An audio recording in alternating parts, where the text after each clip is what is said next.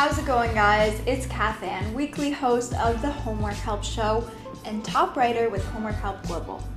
This week we continue our video series in which we discuss common academic words to incorporate into your academic writing. Make sure you check out our other videos on the same topic for more words to incorporate into your writing. This is our fifth and final episode in this series, so make sure to check out the other ones and join along for this one.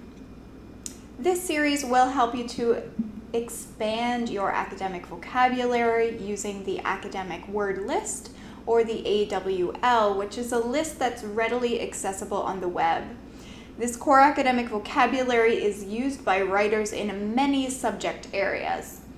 Learning vocabulary from the AWL will help you to improve your comprehension of academic texts. It will also help you to write assignments in academic style and impress your professors. So we have done an overview of all of the words on the AWL, but we will also include a link in the comments below to the AWL so you can take a look at it on your own time. So also feel free to come back to these videos when you feel it is necessary or you need a reminder of the various words we discuss.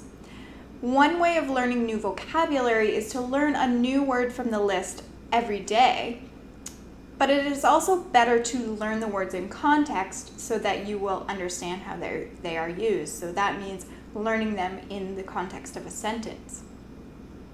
Before we jump into the content this week, just a quick reminder to join me live on Instagram and Facebook Live every Thursday at 7 p.m. Eastern Standard Time. We will be doing a live Q&A and study session, so bring your homework and any questions that you may have, and we will try to help you out with any assignments that you do have. Okay, so let's get into the content. Just a reminder that we encourage you to pause the video at any time to take notes. This will help you to retain the information that we discuss. So this week we will wrap up this series by giving you another 5 common academic words. So in this session, like the other sessions, we will be discussing the word, the part of speech, so whether it is a noun, verb, or adjective, and the meaning of the word. And then, of course, we will put the word into a sentence so you can get a sense of the word in context. Particularly, this is to get the meaning of the word, but also to retain the information and memorize the word. Let's begin. So the first word for this week is occur. Occur is a verb.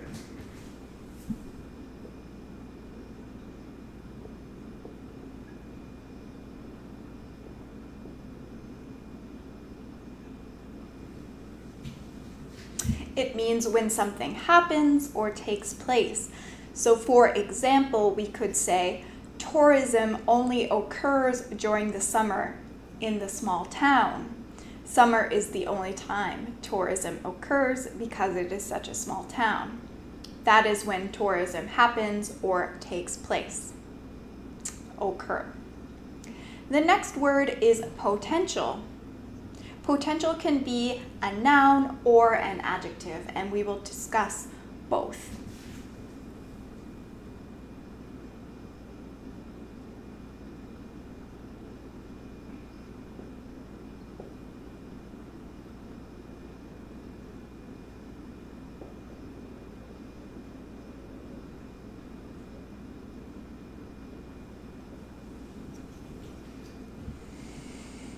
It means something that could possibly happen but might not come to pass.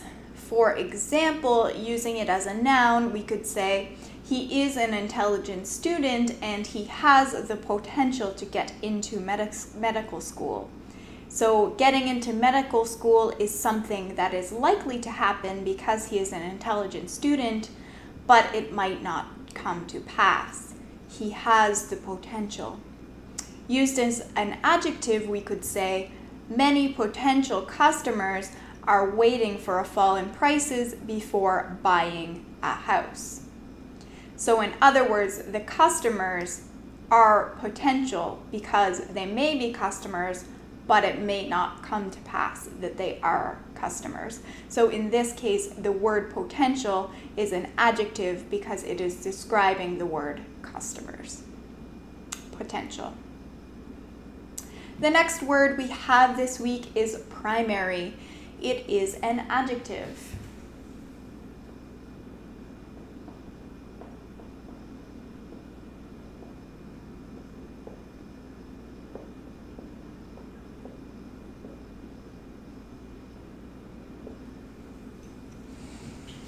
This means the first of importance. There are a couple of synonyms for primary, such as chief or principal, but really it just means first of importance, first in line for importance. So we could say the primary reason for getting an F on the exam was a lack of studying. There were other factors involved, a lack of sleep, busy at a job, family issues, but the primary issue was a lack of studying. Number 4 is the word range. So this is a noun.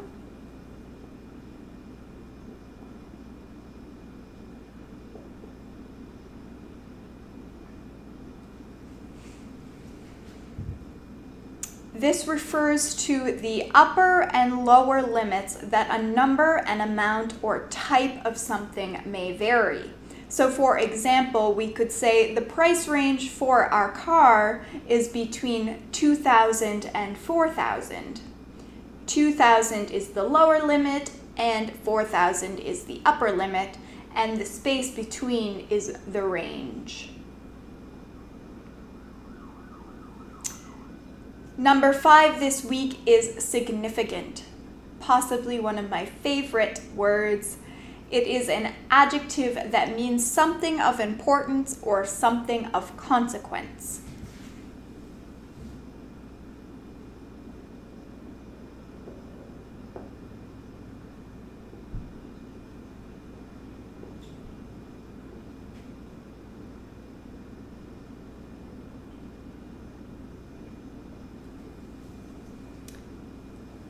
So for example, we could say taking the time to study is significant in helping you to attain a higher grade. So the process of studying is a factor that is significant in you getting a good grade on your test or in your academic career. So there we have it, folks. We have come to an end of our 5-session series on academic words you should know. If you liked this lesson and the other lessons and you learned something new, feel free to hit the thumbs up button below and remember to subscribe to our channel. That is it for this week of the Homework Help Show. Please join us again for some more academic content. Thank you for joining me, and I hope this was of benefit to you. If you would like to gain access to any more of our content or you want to find more out about Homework Help Global, please visit us on Facebook, Twitter, LinkedIn, Instagram, Google+, of course here on YouTube, Medium, where we have a lot of really informative blogs on student lifestyle.